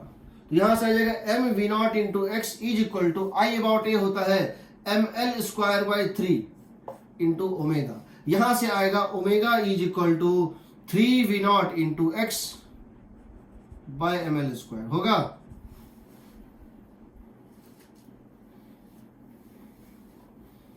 सही है? अब मुझे बताओ what is value of E? Collision के पहले दोनों के बीच में रिलेटिव स्पीड क्या थी? कोलिजन के पहले इस पॉइंट बी और इस पॉइंट डी, जो दोनों आपस में कांटेक्ट है, बीडी के बीच रिलेटिव वेलोसिटी क्या थी? We not, agreed? कोलिजन के बाद ये रुक गया, मैं बोल रहा हूं ये रुक गया, स्टॉप्स। इसकी स्पीड क्या हो जाएगी? प्योर एक्सिस है ये, तो कितना हो जाएगा? ओमेगा इंटू एक्स हो जाएगा। इस पॉइंट की स्पीड क्या हो जाएगी? Omega into x. तो अब बताओ, मैं अगर पूछ दूं कि ई की वैल्यू 1 है तो क्या होगा? तुमको पता है ओमेगा इंटू एक्स का मतलब क्या है? तुमको पता है ओमेगा इंटू एक्स का मतलब क्या है? तुमको वी नॉट पता है, सॉरी वी नॉट तो ये हो गया। ओमेगा इंटू एक्स का मतलब क्या हो गया बताओ? 3 we not x square by M L square. सही है?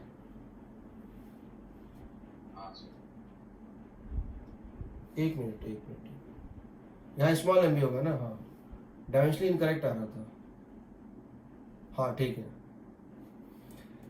ये और ये कट गया तो ई की वैल्यू कितनी आ गई? 3 टाइम्स ऑफ, सॉरी यहाँ पे स्मॉल एम भी था ना, हाँ, small m by capital M into x square by L square. सही है?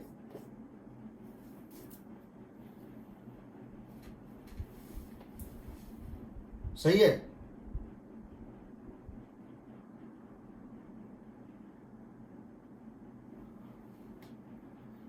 अब बताओ, मैं अगर कह दूं ई की वैल्यू 1 है, अगर मैं कह दूं ई की वैल्यू 1 है, स्मॉल एम और कैपिटल एम भी सेम है, तो एक्स की वैल्यू क्या आएगी? अगर ई की वैल्यू 1 है, स्मॉल एम और कैपिटल एम भी सेम है, तो एक्स की वैल्यू क्या आएगी? एल बाय रूट 3 ना।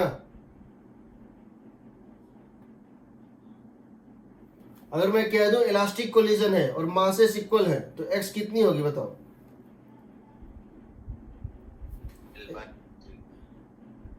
एल बाय रूट 3 ना। अगर मैं कह दूं नीचे कोलिजन हुआ है, बॉटम मोस्ट पॉइंट पे कोलिजन हुआ है, यानी एक्स और एल इक्वल है, x is equal to L, अगर बॉटम मोस्ट पॉइंट पे कोलिजन हुआ है तो एक्स की वैल्यू एल है, ये हो जाएगा 1, और ई की वैल्यू 1 है, तो स्मॉल एम में कैपिटल एम कितना हो जाएगा? 1/3 होगा ना।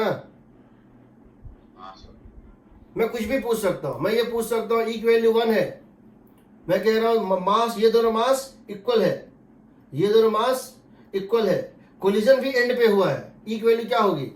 गलत हो गया, गलत हो जाएगा, गलत हो जाएगा। मैं कह रहा हूं कि दोनों की मास इक्वल है और मिड पॉइंट पे कोलिजन हुआ था, मिड पॉइंट पे कोलिजन हुआ था, यानी ये कितना है? L/2 है ना।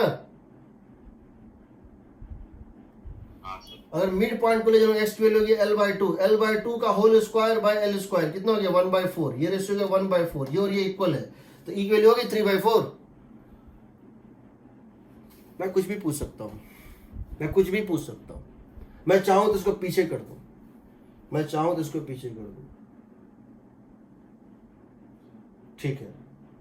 तुम्हारा ओमेगा इतना आ गया था। हम बहुत सारा चीज में कर सकते हैं, हम चाहें तो हम कुछ भी कर सकते हैं, हम क्वेश्चन ऐसा ही पूछ सकते हैं। एक क्वेश्चन ले ही लेते हैं, so that you can understand. चलो हम x को ले रहे हैं l, हम x को ले रहे हैं l, इसका मतलब क्या हो गया, कहां कोलिजन हुआ है, बॉटम मोस्ट पॉइंट पे हुआ है ना, ठीक है। हम x को ले रहे हैं l, e को ले रहे हैं 1, हम कह रहे हैं बॉटम मोस्ट पॉइंट पे आके कोलाइड किया था, कोलिजन के बाद ये पार्टिकल रुक गया और ये घूमने लगा।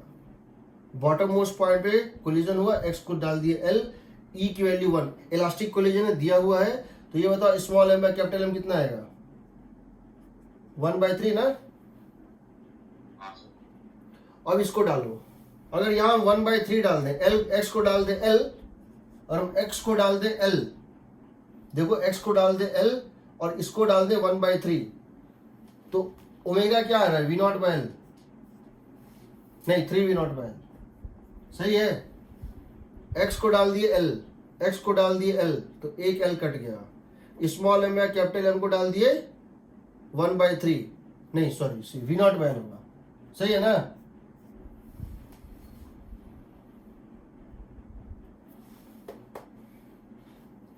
ठीक है, अब मुझे ये बताना है what is the impulse provided by the hinge reaction, what is the impulse provided. तो ये बताओ मुझे इनिशियल मोमेंटम कितनी थी सिस्टम की, m into v not, initial momentum कितनी थी, m into v not I cap, agreed. ये तो रेस्ट पे था ना।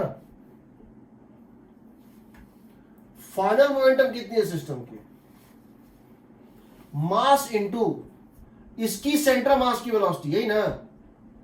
ये तो रुक गया, ये तो रुक गया, इसकी सेंटर मास किस वेलोसिटी से चल रही है, ओमेगा इंटू L/2, सही ना। ये कितना आ जाएगा, omega into L/2, omega into L/2, यहां कितना है, तो ओमेगा इंटू L/2 कितना हो गया बताओ, V0/2 ना। अगर दोनों इक्वल हो जाए, अगर दोनों इक्वल हो जाए, इसका मतलब क्या है, इसने कोई हिंज रिएक्शन नहीं दिया क्योंकि ये सेंटर ऑफ परकशन था। अगर ये ज्यादा है, अगर ये ज्यादा है, इसका मतलब है इनिशियल में जब इसी डायरेक्शन, इनिशियल मोमेंटम में इसी डायरेक्शन इंपल्स जुड़ा तब ये बना, और अगर ये कम है, अगर ये कम है, इसका मतलब क्या है, इनिशियल में पीछे की तरफ इंपल्स मिला तब ये बना, समझ रहे हो। मैं एक क्वेश्चन लेता हूं, आप कहां से लो क्वेश्चन, देखता हूं वर्कबुक में कोई अच्छा सा कोलिजन का क्वेश्चन हो। मैं एक क्वेश्चन लेता हूं क्योंकि मैं चाह रहा हूं जनरलाइज करना चीज़ों को, तो जनरलाइज वर्कबुक निकाल लो, वर्कबुक निकाल लो।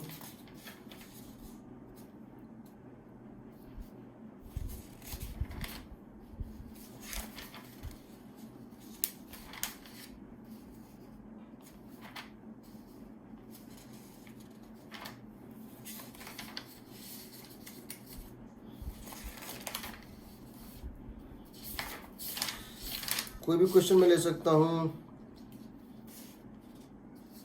Page number 238, page number 238, question number मैं 31 ले सकता हूँ, 31 तो खैर थ्योरेटिकल है। पेज नंबर 236 मैं क्वेश्चन नंबर 15 ले सकता हूँ, और उसमें मुझे इम्पल्स नहीं निकालना है, ठीक है।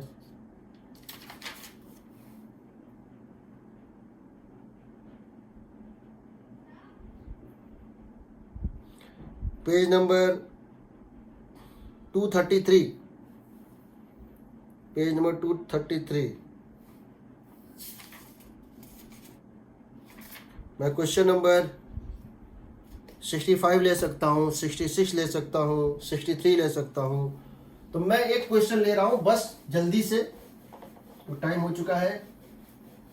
तो मैं जनरलाइज करने की कोशिश कर रहा था, और मुझे लगता है कि शायद फर्स्ट क्लास में जब तुम कोई भी चीज़ पहली बार देख रहे हो, उसमें जनरलाइज करने से अच्छा है कि स्पेसिफिक केस बता दिया जाए ताकि तुम चीज़ों को समझ सको। तो मैं उसको लेते हुए एक क्वेश्चन ले रहा हूं ऐसे करके।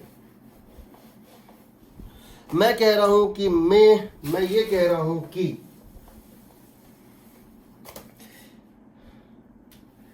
ये एक रॉड है जिसका एक एंड फिक्स है, जिसका एक एंड फिक्स है, इसकी मास है m, लेंथ l। यहां से एक पार्टिकल आ रहा है, इसकी मास भी m ही है सिंप्लिसिटी के लिए, इसकी वेलोसिटी है v0। कोलिजन के बाद मैं कुछ भी दे सकता हूं, ये पीछे आ गया, आगे चला गया, कुछ भी हो गया। कोलिजन के बाद मैं कह रहा हूं सपोज ये पार्टिकल रुक गया, हालांकि मुझे अच्छा नहीं लग रहा, मैं हर बार पार्टिकल को रोक ही दे रहा हूं, क्यों नहीं पीछे को इसको रिवाउंड करा दूं v0/2 से। तो 2 मिनट है, इसलिए मैं ज्यादा इसको पीछे नेक्स्ट क्लास में कर दूंगा। मुझे जानना है कि इसकी ओमेगा कितनी होगी पहली बार। तो मैं क्या कर रहा हूं, दोनों की मास इक्वल है, मैं लिख रहा हूं मैं किसके अबाउट कंजर्व करा दूं, ए के अबाउट। लीनियर मोमेंटम कंजर्व कराना नहीं है, क्योंकि यहां से फोर्स लगा है, यहां से हिंज फोर्स लगा है, तो लीनियर मोमेंटम सिस्टम पे कंजर्व नहीं होगा। एंगुलर मोमेंटम भी इसके अबाउट कंजर्व नहीं, इसी के अबाउट होगा। तो मैं लिख रहा हूं angular momentum about A is conserve. तो मैं लिख रहा हूं m we not into L, m we not into L, समझ रहे हो, यहां से यहां तक डिस्टेंस एल है, so M we not into L initial angular momentum is equal to I about A ml²/3। दोनों की मास इक्वल मैंने लिया जानबूझ के, ml²/3 इंटू ओमेगा। एग्रीड? कोई डाउट होगा बताना। ओमेगा हो जाएगा 3v0/l। अब मुझे बताओ कि मोमेंटम इनिशियल कितनी थी, मोमेंटम इनिशियल कितनी थी, mv0 i। मोमेंटम फाइनल कितनी होगी, 0 plus mass of the rod into centre of the rod i, velocity of centre of the rod i। तो इसको मैं क्या लिख दूंगा, mass into what is velocity of centre of the rod, centre of mass of the rod की velocity कितनी होगी, centre of the mass of the rod की वेलोसिटी होगी vcm is equal to omega into l/2। ये omega into l/2 का मतलब हो गया 3v0/2। एग्रीड? देखो ओमेगा इंटू l/2। एग्रीड? मैं लिख रहा हूं net external impulse is equal to momentum final minus momentum initial. सही है? हाँ सर। तो एफ एक्सटर्नल dt जो हम नहीं जानते हैं, ये जो हिंज वाले ने दिया था, ये हो जाएगा मोमेंटम फाइनल है दिस, मोमेंटम इनिशियल है दिस। तो कितना हो जाएगा, mv0/2 i। मतलब इस पूरे प्रोसेस में इस हिंज ने आगे फोर्स लगाया था, इस हिंज ने आगे फोर्स लगाया था, इसीलिए सिस्टम की मोमेंटम बढ़ गई, क्योंकि इनिशियल मोमेंटम तुम्हारा आई कैप में था और इंपल्स भी आई कैप में है। Initial momentum vector plus impulse vector is called final momentum vector. तो फाइनल मोमेंटम वेक्टर बढ़ गया, इसमें जुड़ा तब बढ़ा, यानी फॉरवर्ड इसने फोर्स लगाया। क्यों लगाया फॉरवर्ड फोर्स, क्योंकि अगर ये फोर्स ना होता, ये हिंज ना होता, तब यही कोलिजन होता। हम पिछले केस में देख चुके हैं, इस पॉइंट की स्पीड पीछे हुई थी ना। हमने जो लास्ट केस में देखा जब फ्री कोलिजन कराया था, जब यहां पे हमने कोलिजन कराया था बुलेट का, तो यहां से l/3 डिस्टेंस पे या l/6 डिस्टेंस पे पार्टिकल रेस्ट पे आया था, इसके ऊपर के पार्टिकल फॉरवर्ड भागने की कोशिश कर रहे थे। एग्रीड ना? हाँ सर। अगर मैं यही हिंज यहां लगाए होता, कितने डिस्टेंस ऊपर, मैं सारा क्वेश्चन वही रखता, मैं इस हिंज को यहां ना देके यहां l/6 पे दिया होता, तो मुझे यहां इनिशियल और फाइनल मोमेंटम सेम आता, इनिशियल फाइनल मोमेंटम सेम आता। क्योंकि अगर मेरा एक्सिस ए ना होके बी होता, और मेरा एक्सिस सेंटर मास l/6 पे, ए ना होके बी होता, तो मैं लिखता mv0 into l/2 plus l/6 is equal to ml²/12 plus ml/6 का whole square into this omega. मेरा ओमेगा कुछ और आता। जब मैं जब मैं इस ओमेगा को इससे मल्टीप्लाई करता l/6 से, तो मैं क्या देखता कि इसकी स्पीड और इसकी स्पीड सेम आ रही है। पर जो इनिशियल मोमेंटम था और जो सेंटर ऑफ मास का फाइनल मोमेंटम दोनों सेम आ गया, यानी ना तो मोमेंटम बढ़ा ना मोमेंटम घटा, यानी एक्सटर्नल इंपल्स लगा ही नहीं, क्योंकि ये सेंटर ऑफ परकशन था। इसके नीचे में कोई पॉइंट अगर लेता, एक्सिस यहां पे लेता, तो मैं क्या देखता कि यहां पे हिंज फोर्स पीछे लगा है, तो इसकी सेंटर ऑफ मास की स्पीड क्या है, 0। अगर ये रॉड हिंज होता मिडिल पॉइंट पे, तो रॉड का सेंटर ऑफ मास क्या रहता, रेस्ट पे रहता। तो इनिशियल मोमेंटम तो था, फाइनल मोमेंटम क्रिएट ही नहीं हुआ, तो पीछे ले गया ना। तो हम इसको जनरलाइज कर सकते हैं, हम कुछ भी कर सकते हैं। मैं एक दिन पूरा डाउट पे दूंगा, पूरा क्वेश्चन सॉल्व करके दिखाऊंगा, सारे मेथड समझ लो, ठीक है, मेथड समझ लो।